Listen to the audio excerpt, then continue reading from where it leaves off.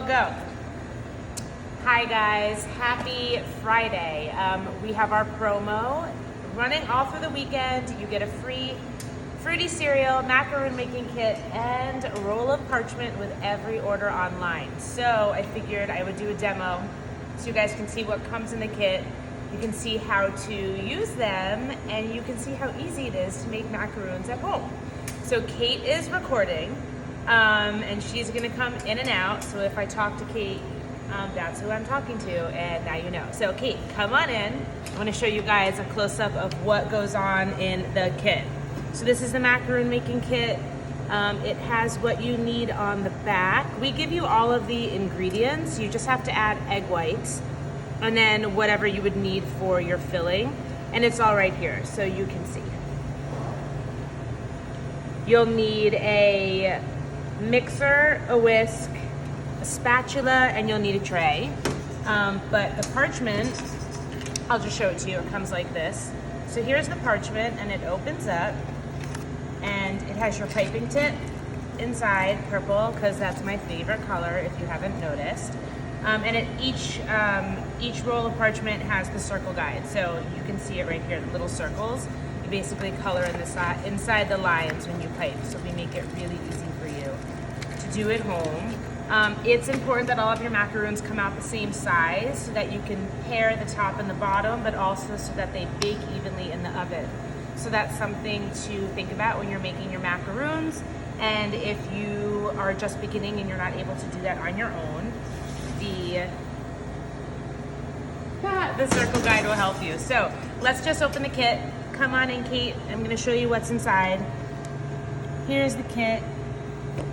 It has everything you need. You open it up.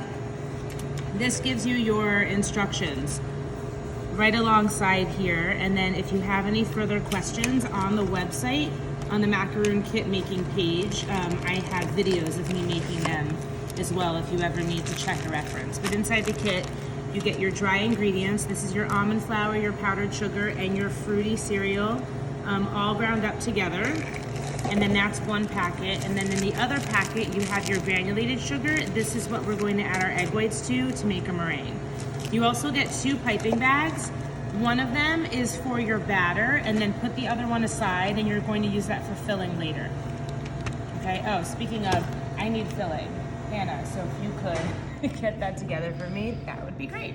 Okay, and hopefully you have Hannah and Kate at home who can grab you things that you forgot to put together when you make your macaroons. If not, maybe someone can help you. Okay, so first things first. We are going to make our meringue. So you are going to take this bag, this is the smaller bag, and it has your sugar in it. Cut it open like this. Pour it into the bowl. And now you're going to take your egg whites. I like to use aged egg whites. That basically means that you crack them either a day or 2 before you're ready to use them, and then let them sit either in the fridge or out of the fridge, but just make sure that they're covered. And you're gonna, don't breathe in the sugar dust, it'll make you cough. Novice, I should know not to do that by now. But you want to try to age your egg whites. That's going to give you a nice stiff peak with your meringue. It just lets out some of the moisture, so it's a little trick that we use and I'm passing on to you. And no, don't worry, aged egg whites, because they get cooked, you can't get sick. So I wouldn't drink them if they've been sitting out for 2 days covered, but when you use them in meringue and you cook them, it just gives you wonderful results. So let's pour this in. A lot of people, when they make meringues, what they do is they start the eggs first and then they pour their sugar in. But for me, I like to put everything in the bowl first and then start to whisk before I put it on the mixer. I just find that I'm getting all of the ingredients inside my meringue instead of having sugar stuck on the sides of the bowl. So that's how I do it. I put everything in. I whisk my hand just to make sure it's all incorporated. And then I'm going to put it on the mixer, like so. And I'm going to put it on high until I get the stiff peaks. Now, I'm not going to make you sit through 4 minutes or so to get a stiff peak in my meringue. So we had already done it, but I'm going to show you what stiff peaks look like so you know what to look for. So a lot of people use the whisk and they look at that dollop and they say, okay, I have stiff peaks. But I find that you can tend to over whip that way. So I like to do the bowl test. The bowl test is when you turn your meringue upside down, you'll see along the edge right there, along the rim, if it's not sliding, it means that your meringue is done. If it's sliding a little bit, just put it back on for about 20 seconds longer. Every 20 seconds, check. And then you should be able to, watch, it falls on my head. You should be able to turn this upside down and it doesn't fall on you or someone's head or on the floor, and then you're good to go. So that's it to make your meringue. Stiff peaks, it really takes maybe, depending on the humidity and where you live, about 4 minutes, 5 at the max, but I think like 3 or 4 minutes you'll be fine. Next, you know what I'm gonna do? I'm not even gonna transfer it into a bowl to save from dishes. I'm gonna do it in here. Hannah, can I have a spatula, please, instead of a bowl scraper? So I'm just going to pour my dry ingredients. And is this a one-time spatula or 2? One, perfect. So I'm gonna pour my ingredients into the bowl. So if you wanna get a close-up. I'm gonna start with half. And now I have it in this container, but this is what would come in your kit in a bag. So I would open that up, I would pour it in here, and then I would start to fold. So I start at my top, your bottom, and then I rotate. Start at 6 o'clock or 12 o'clock, and then rotate. The reason why you want to fold is because if you just stir, you're going to release all of the air that you just whipped into your meringue. So it's important to fold because that way you can incorporate your ingredients without ruining your meringue. And a lot of people tend to mess this step up. They just kind of start to mix everything together and you get there quicker, but then you ruin your meringue. So now that it's pretty much incorporated, I'm going to put the rest in. I'm just going to dump it in there. I'm going to fold it together. This is where you get your arm workout. And you're going to see, I don't know if you can see, but there's actual chunks of Fruity Pebbles in there. We sub out some of the almond flour for ground up cereal. You can do this with any type of cereal that you like. I like Fruity Pebbles. I've eaten it growing up and it's one of my faves. And the rice also means that the macaron can stay gluten-free, and that's important for us because we are a gluten-free bakery, as you know. So we're all incorporated. How do you tell when your batter is done? That's a great question, Kate. Basically, you want to make sure that I call it that was the bowl test. This is just to make sure if it's done. I'm gonna take as much as I can on a spatula, flip my wrist. It should ribbon down and then flatten at the bottom of the bowl. So, if you can see, it kind of flattens at the bottom of the bowl. And then, there you go. So another trick, my batter's done. Looks great, ready to pipe. So the next trick that I have for you is I'm going to take a container. It can be a takeout container, it can be vase, however you say it. And I'm going to take my piping bag with my piping tip. This is just a little trick that will help you later with your prep. Take my tip, I'm going to put it in the piping bag like so. I'm going to wedge it down to the bottom. Give it a little shimmy so that if I turn it upside down, the tip doesn't fall out. I'm going to give 1 or 2 squeezes, and you can come close for this, Kate. 1 or 2 squeezes, and then push the twist into the tip. This acts as a stopper because I'm going to put my batter in the bag, and this stopper stops the batter from dripping out the bottom because I'm going to score my bag, rip off the tip, use this container. I'm going to put the bag with the tip in the container. Fold the top of the bag over the container like so.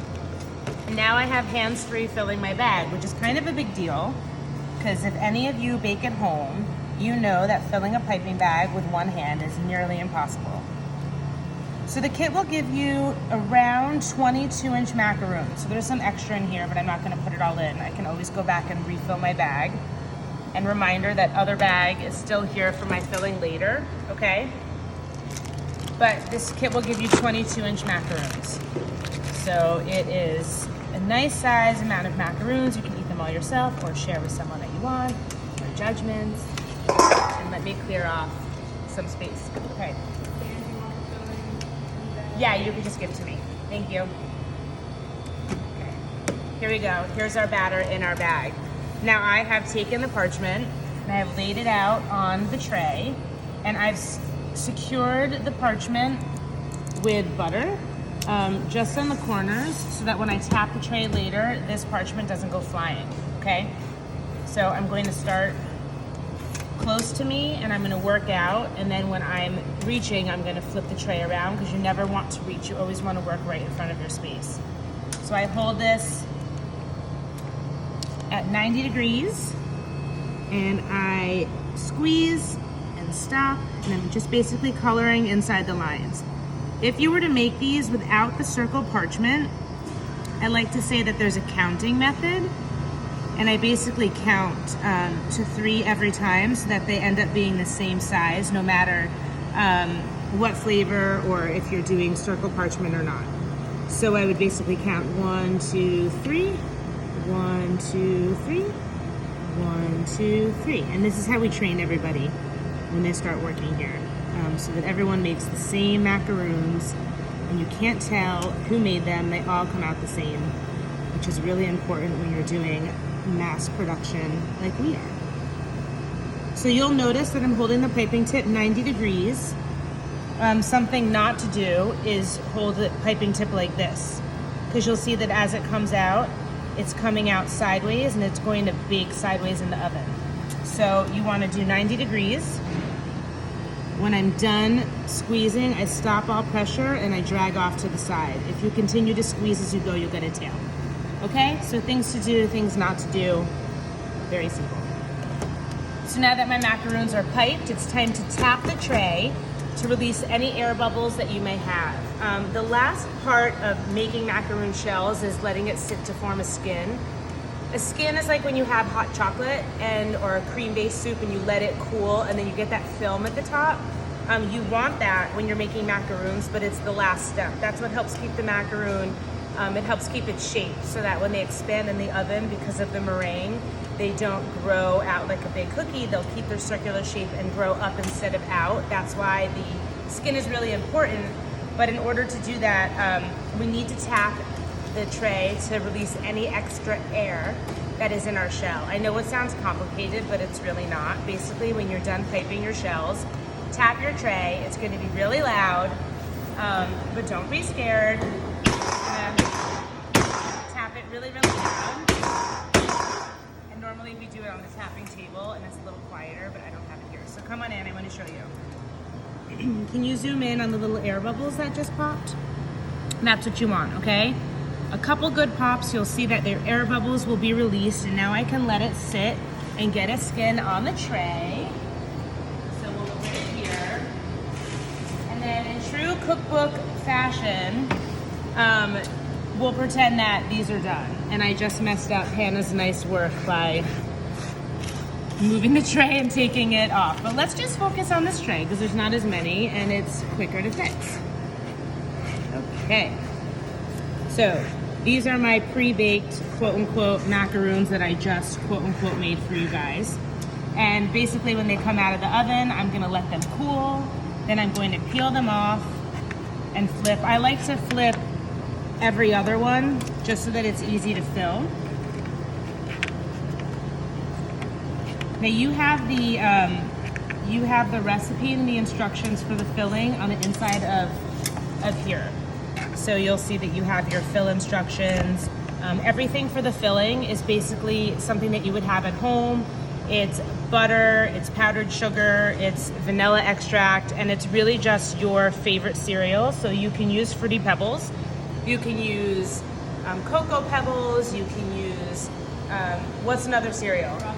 Frosted Flakes. You can do whatever you want. You can do a chocolate ganache, you can do a vanilla ganache, Count Chocula. You can use any cereal that you want in here or fill the shells with any filling that you want. If you're dairy free, you can do a jam or some type of dairy free filling just so that you can, you know, cater it to your dietary restrictions. But we use fruity cereal, Fruity Pebbles. We make our own buttercream. So you have the recipe in there. This is the second piping bag that came in the kit. And you'll notice I don't need a piping tip for the filling.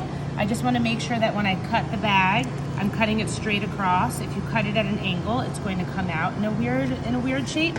So just make sure that you cut it straight across. You don't need a piping tip. So now I'm just gonna fill. I like to do it about 50% like this. If you do too much, it's going to come out when you assemble your shells. And some people do a swirl. Some people do a little dollop. It's really up to you. But I always like to say that this is the fun part. And then when you're done, you're going to pick up your macaroons, hold them by the foot of the macaroon. I don't know if you guys know what this is, but this is the foot of the macaroon. It's basically the little lift. Once it bakes, it rises, and we call that the foot of the macaroon. So you always want to hold a macaroon by the foot, because if you hold it by the shells can be a bit fragile and they can break. So hold it, clean my hands. Hold it by the foot, 90 degrees, and you're just going to press down and stop once it hits the edge, like this. I'm cheating and just using it to pick it up, but there's no right or wrong way. And that's it. Your macaroons can be stored in the fridge for 5 to 7 days, frozen for up to 2 months. And I would recommend, you're obviously gonna fill your macaroons and wanna eat them the same day. I would recommend letting them sit in the fridge covered for a day or two before you eat them. At least try it with some of them, because that's when the filling will soften up the shells, and that's what gives the macaroon that texture that we all love, where it's harder on the outside, soft in the middle. And that's it. Macaroon 101 with Dana's Bakery macaroon making kit.